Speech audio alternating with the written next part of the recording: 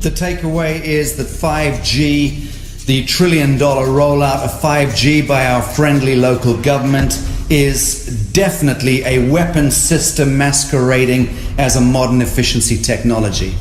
We need to start measuring how much radiation are people being exposed to before we roll out 5G. There are 4 kinds of electromagnetic fields that we know are harmful to human health.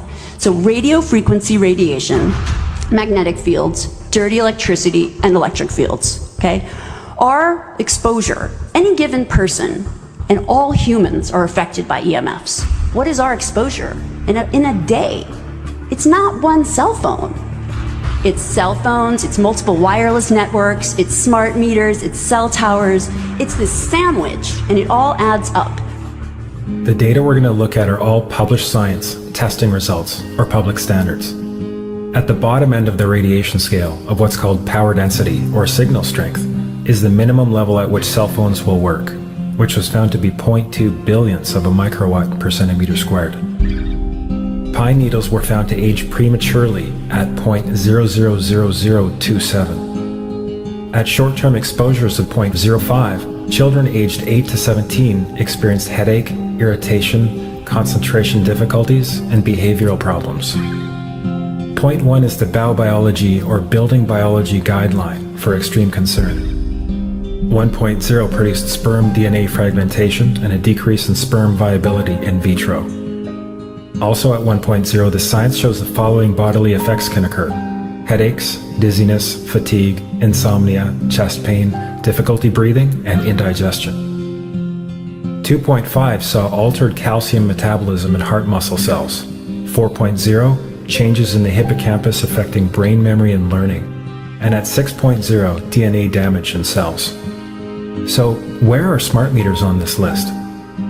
Electrical Power Institute in December 2010 measured a single Itron smart meter with pulses up to 7.93 microwatts per centimeter squared. Our own testing indicated approximately 8.0 with 1 meter. These tests are at a close distance, approximately 1 foot away from the meter, but an infant's crib could be just as close on the other side of the wall where the meter or bank of meters are installed. Even though there are all these known health effects at levels far lower, Switzerland, Liechtenstein, and Luxembourg see fit to set the standard at 9.5. And China, Poland, and Russia, 10.0. This is the same level at which behavior has been altered, producing reflexes of avoidance following 30-minute exposures. A room of 12 smart meters, very common and even a conservative number in an apartment building, tested at 19.8 microwatts per centimeter squared. This is hundreds of times higher than levels which clearly indicate harmful effects. So how can utilities and governments get away with forcing these devices on everyone? This is how. In Canada and the US and several other civilized countries, the safety limit is set at 600 to 1,000 microwatts per centimeter squared. This so-called safety limit is literally tens of thousands of times higher than levels which are known to damage health, according to peer-reviewed published science.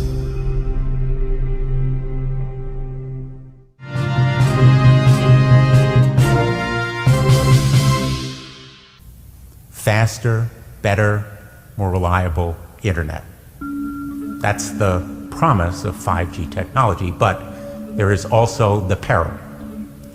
Health hazards associated with radio frequency that is higher also and requires more transmitters and antennas. And the stark, simple fact is the health hazards are unknown and unstudied. And that is a sign of neglect and disregard on the part of the Federal Communications Commission that seems unacceptable. There have been no answers so far. The FCC basically has said everything's fine, but in order to reach a conclusion about the health and safety of this new technology, we need facts. Mr. Chairman, thank you for having this hearing.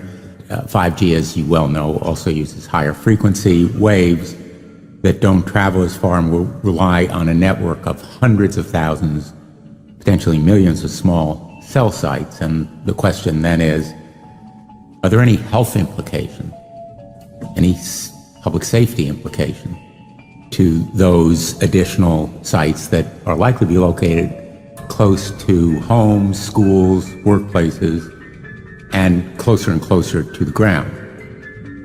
Correct? Correct, Senator. Yes. So my question for you, particularly Mr. Gillen and Mr. Perry, how much money has the industry committed to supporting additional independent research? I stress independent research. Is that independent research ongoing? Has any been completed? Where can consumers look for it? And we're talking about research on the biological effects of this new technology. Thank you, Senator. I think, thank you for your focus on the issue. Safety is paramount, and as you alluded to, we rely on the expert agencies, we rely on the findings of the FDA and others as to the requirements to keep all of us safe. There are no industry-backed studies, to my knowledge right now. Happy to visit with you as to what opportunities you think there needs to be more studies, and we're always for more science. We also rely on what the scientists tell us. So essentially, the answer to my question, how much money? Zero. I can certainly follow up with you, Senator. To my knowledge, there's no active studies being backed by industry today.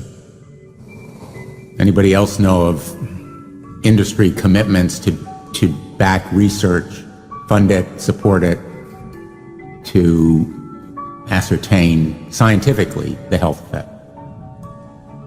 No, I'm not aware of any. So there really is no research ongoing. We're kind of flying blind here, so far as health and safety is concerned.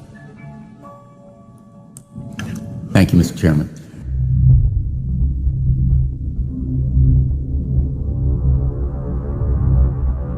You're a trained medical professional. Yes. We don't have one on the panel.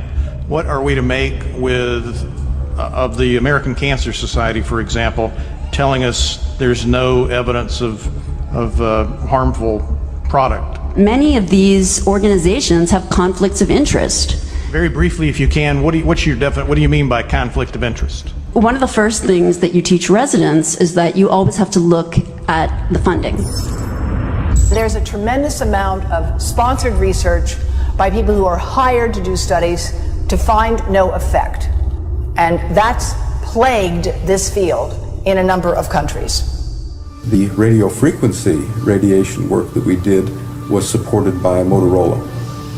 The relationship was really very cordial and very stress-free, but only up until we started generating data. These folks were very, very upset and began to talk about how are they going to handle this, what sort of spin can we put on this, what can we expect from this, and from that point on the relationship changed. What we saw was that Motorola began to exert more and more control over the work, telling us what to do, telling us how to write abstracts, what to say in the abstracts, what to say in the papers, how to do the work. No, don't do this. Yes, do it this way. This was unacceptable. I had completed our study of DNA damage, and I submitted the final report to Motorola. They simply weren't willing to accept my interpretation of my study, my evaluation of my study, my knowledge of science at that point, and tried to urge me not to publish the study. Did you hear about people coming to you as far as having complaints about illness? We were made aware of health complaints following installation of smart meters, and we wanted to verify this using our field work. So I measured the field of about 30 different people while they stood 1 foot in front of the smart meter, and in every single case, the human energy field was obliterated as they stood in front of the smart meter. So in our first slides, what we see is normal cells, and the structure of the cells is intact and sound. This is what we would expect from a normal sample. So after 2 minutes of exposure in front of the smart meter at about 1 foot away, we see a totally different story. Sample 1, you can see a lot of degradation in the cells. The cell walls have been broken, and you see changes in the cells which are called mycoplasma. It shows a mutation to the cell. In the second sample, we see a different type of degradation to the cell membranes. You can see a corrugation here. This is called bottle cap formation, and it's known that this occurs due to oxidation or exposure to free radicals. So this third subject, when we did her sample, she had to be pulled away from the meter after 45 seconds because she complained about an increasingly severe headache. And here you see a phenomenon called rouleau, where the red blood cells are stacking up, which makes it very difficult for the blood to deliver oxygen to the tissues as they would be their normal function. Every single one of these is a degradation. Every single one of these shows a trauma to the blood cells, and that came from something, and the only variable was the smart meter. The good news in all this is the patient and the blood can return to normal once they have been removed from the influences of these stressors.